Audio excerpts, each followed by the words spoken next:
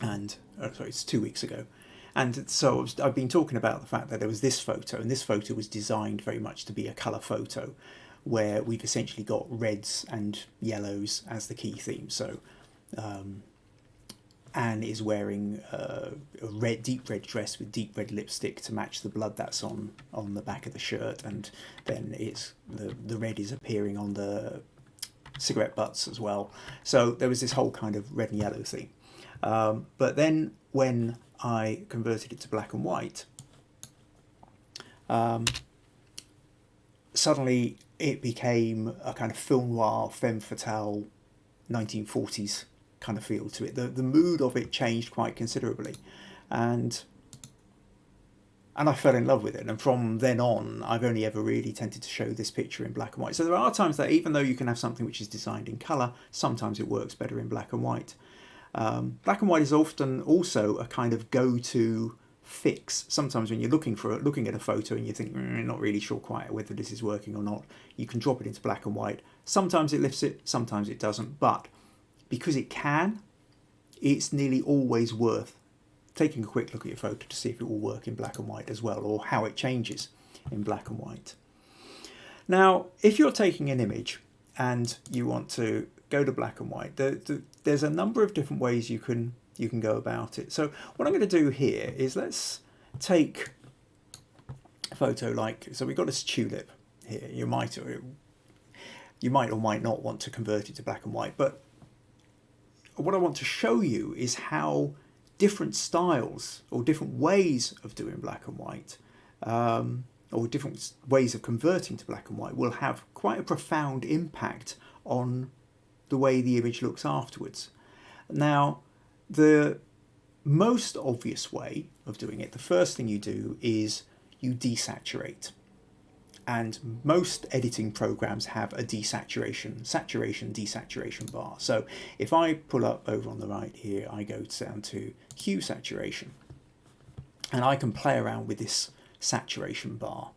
And if I push it up, I oversaturate, and if I drag it down, I desaturate. I remove the colour from it. And so now you've got a straightforward black and white, except for the fact that it's okay, but it maybe feels a little bit dull. There's not a lot of contrast to it. So sometimes when you do a black and white, just a straightforward desaturation doesn't really work. Sometimes you might feel that really what you want to do now is boost the contrast a bit. So you might say grab the curves a bit and create a little bit more of a, maybe sort of a little bit more contrast here, or even create that S-bend in the curves where you make the lights lighter and the darks darker. That's overcooked it. But yeah, so it's then still fairly unsatisfactory. So another way of converting to black and white, part 2 here, is a gradient map. Now, a gradient map, if you look over in the left corner here, you'll see I've got a black square and a white square. So this is essentially the front colour. If I've got a paintbrush, that's currently a black. If I paint over here, you see that's black. Now I can change this to any colour I want. I could change it to red. And then the other one is a background colour. So if I decided to remove something, then it would become white. Or I can quickly swap those round and I can have white over the top. Now what a gradient map does, which is it can move, there's a number of different things you can do here, but I'll just select that for the moment, is it will create a gradient. So the darkest part will be one colour and the lightest part will be the other. So with the red and blue, so if I go to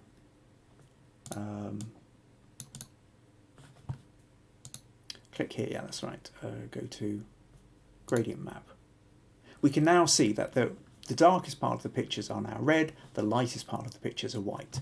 If I reverse that, now the darkest part of the pictures are white, and the lightest parts are red. So we actually, in this case, we end up with quite a negative, like a red negative. And we can change that with any kind of color we want. Now, if instead of having it as red, I create that as black, then the gradient map becomes black to white, which then gives us a black and white photo. Now, I probably got rid of the hue saturation one a bit too quickly, so let's just go back to that and desaturate. So that's a desaturated and that's a gradient map. And can you see the difference there? That basically the gradient map is creating more of an extreme with the light and dark. It's going to it is making the darkest parts black and it is making the lightest parts white. Whereas the hue saturation isn't necessarily, it's kind of keeping it more mid-range. So sometimes you want to convert using a gradient map because it will give you more to play with, or sort of more contrast. I'll show you this with another photo as well. Let's go back to, so this one I did, it was a photo I used in week 2, which I think really will show you. Now this was one I was using to talk about the notion of rule of thirds. Just this is Berwick Lighthouse on the end of the breakwater, and it's a very soft pastel picture. Now, the way we were playing with it before is the fact that this is dead center, and what we were then doing was playing around with how we could possibly crop this. So actually I will think, no, actually for this I want to keep more of the sky, I think, and we'll do something like this, I think. And zoom in a little bit more. Now, if we go to desaturate on this,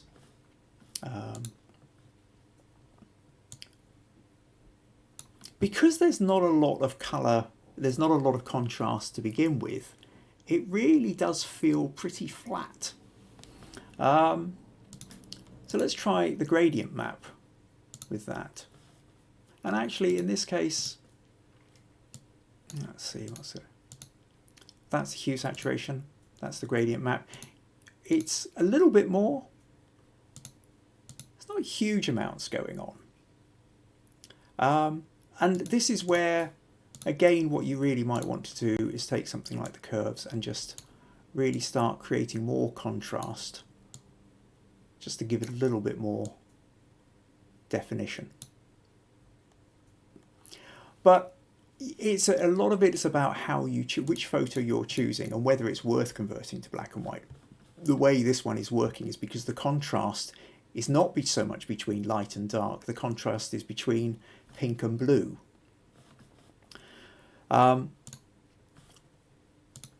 So that's two different ways. So way number 3 is the channels. Now, this is where I think we end up with the most interesting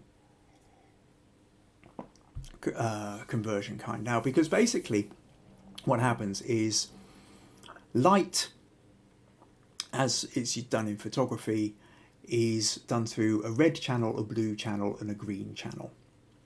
It's different from print. Print is CMYK, cyan, magenta, yellow, and black. But light is red, green, and blue. And when you mix them all together, you get white.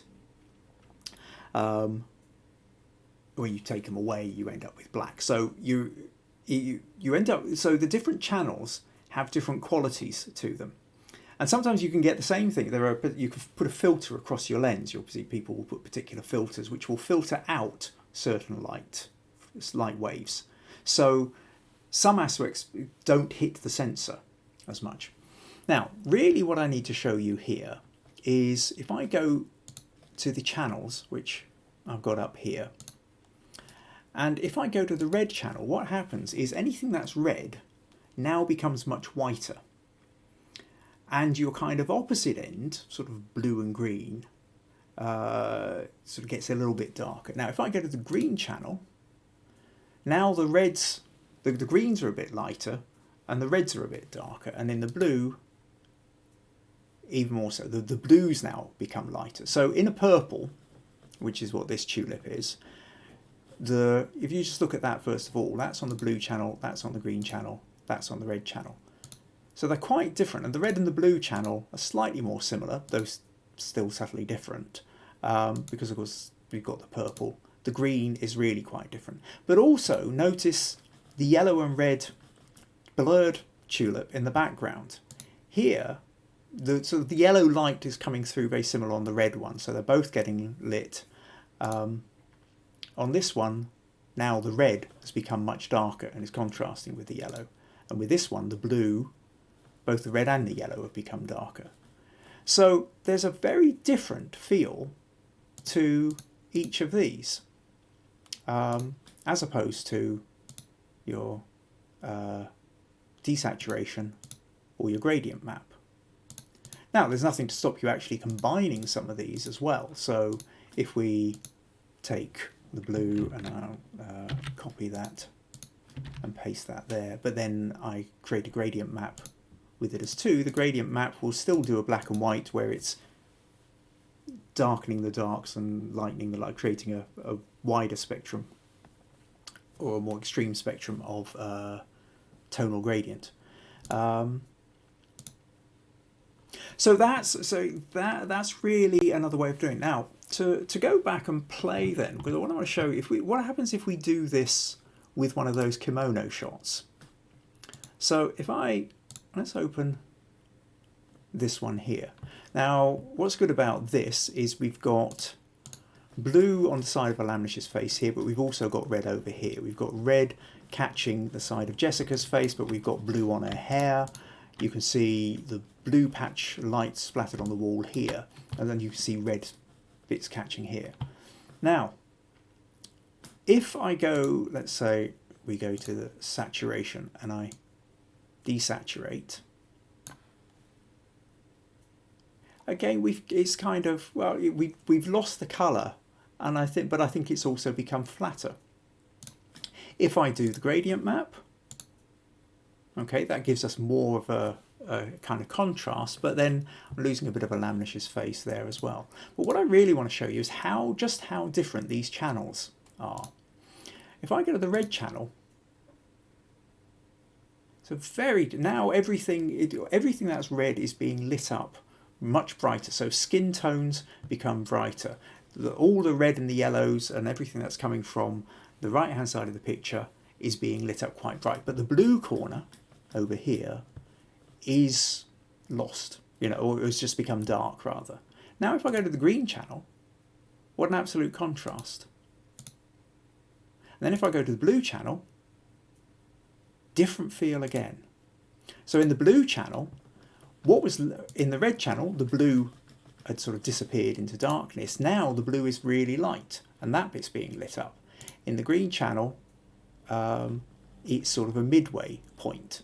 Again, in the blue, the red part has become darker. So each of these has got quite a different feel to it. It's profound. I mean, if you look at Jessica's face there, in the blue channel is just looking very flat no matter where the light is coming from. In the green channel, now the red light that was hitting her face has now created much more of a strong shadow because the red is coming across darker. Here, the red is lighter, and it's so light it's lighting up with the main light that's coming in. Similarly, there's not as much contrast in Alamnish's face, whereas here the blue light is getting, well, here the blue light is much, much lighter. The red light on the side of her face, because the red has become darker, is now lost in the shadow as well. So it's always worth exploring the channels to see what you might get. I mean, another one, if I take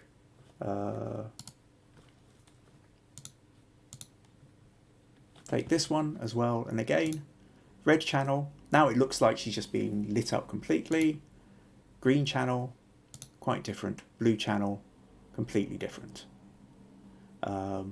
Skin tones, very pale, very dark. Green, midway, but look at the lipstick. The lipstick on the red channel, because she's wearing red lipstick, has become very pale. On the green channel, it's opposite, it's opposed out. So now the lips look really dark compared to a lighter face. And then in the blue channel, the lips and the skin tones have become very similar again. So that's really what I wanted to show you with that.